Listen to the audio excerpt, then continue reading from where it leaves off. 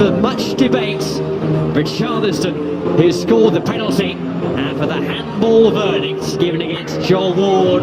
You'll hear plenty about that in the days ahead. Dominic Calvert-Lewin scored the opening goal. Kouyate got Palace back on level terms, but the fine form continues for Everton, winning here by 2-1. Well, that man, Carlo Ancelotti's touch and pre-season continues. 3 wins out of 3 to begin a league season. The last time Everton did that back in the 1993-94 season. And as Joe says, they're top of the Premier League at this very early stage. And what a start they've made, Tim. Yeah, and did they got a little bit fortunate, as we'll see, with the penalty decision. But 100% record, Carlos is going the right direction. Owen, have you a degree of sympathy for Crystal Palace today? Yeah, I thought they played pretty well. They're in every game, aren't they? You know, they're competitive. But you think about Calvert-Lewin, top scorer in the Prem so far. Everton top of the table. This new look Everton, they keep the ball better attacking wise. The midfield is really strong. All the same with Alan and Gomez and Doucouré. So Everton look great, but Palace won't be too disappointed because they played pretty well. Just a bit unlucky. Okay, so 2 very eventful Premier League games down, and of course we still have 2 more to come today. Extraordinary game earlier on at the Amex, 3-2 to Manchester United, the winning penalty with the last kick of the game after the full-time whistle had gone. All kinds of talking points in that as well, as there was of course at Selhurst Park. Next up, Chelsea go to West Brom, and we've got Burnley Southampton for you. 4 crackers on Sunday and 2 on Monday, including Liverpool against Arsenal. So to say early stages, but that looks good for Evertonians. 9 points out of 9. Leicester, of course, are at Manchester City tomorrow, and as I say, Arsenal and Liverpool, the other 2 teams with 6 out of 6, meet each other on Monday. Manchester United in 13. Now they have 3 points on the board after that dramatic game at the Amex. West Brom and Southampton in action later as they also look to get their first points of the season.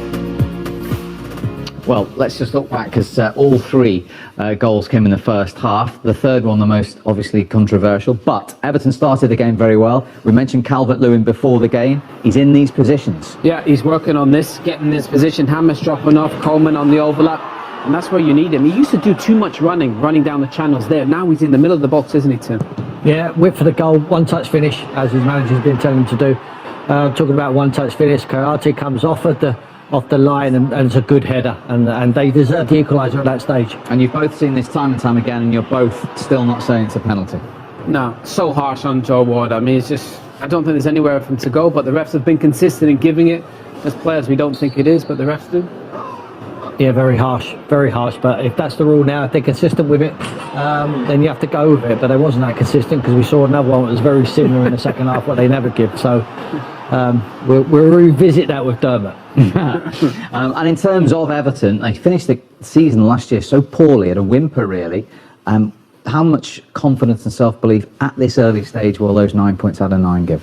They're the real deal, Everton. You know, Calvert-Lewin scoring the goals that he is. The front 3 are fabulous. In the midfield, the heart of the midfield. You think about Ancelotti's teams at Milan, at PSG, at Bayern. The midfield was world class. All of a sudden, he's got 3 top players in there, and they look a way stronger side for having them in there. And as you say, one man in particular is certainly benefiting early on, and that is their top scorer and the Premier League's top marksman as we sit here, Dominic Calvert-Lewin.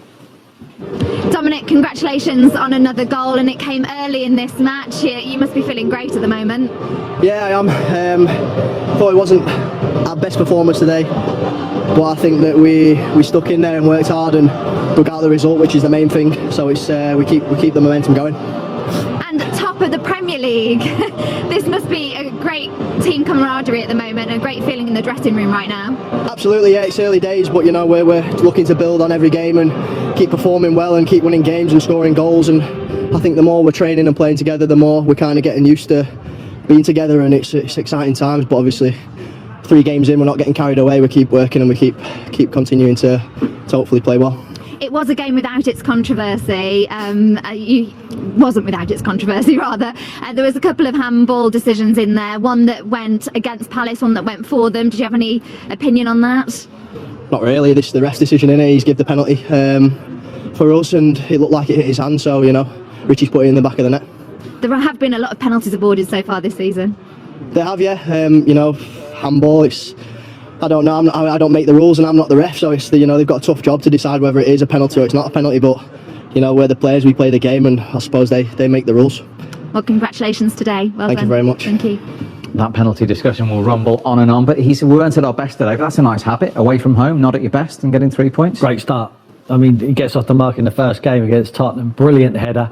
Confidence starts flowing. Carlo Ancelotti, one of the best managers, won 15 major trophies in his career, and he thinks that I am the number 9. That is in his head, thinking I am the person to lead this strike force. Must be a massive confidence boost for the kid. And he's running around, but he's working in the right areas now. He does too much work outside of the box too often. Now he's conserving his energy, and he's a real threat. He's putting himself about. He's a physical specimen, 6'4", the kid. Good enough pace, and Carlo said to him, "We need to start one-touch finishing." And we saw his goals, and you look at his goals over the last 3 games. Whip for the goal, one-touch finish. And just quickly, all the money spent, all the different managers Everton have had, how much optimism should they have with this group of players and this manager? Well, you think about what Leicester did last season. You know, they surprised a few people. It looks like Everton can surprise a few people, but that top 4, that big 6 is so strong, but they look the likeliest to sneak in there. Owen, Tim, thank you very much indeed for your company. We've witnessed 2 very eventful Premier League games there.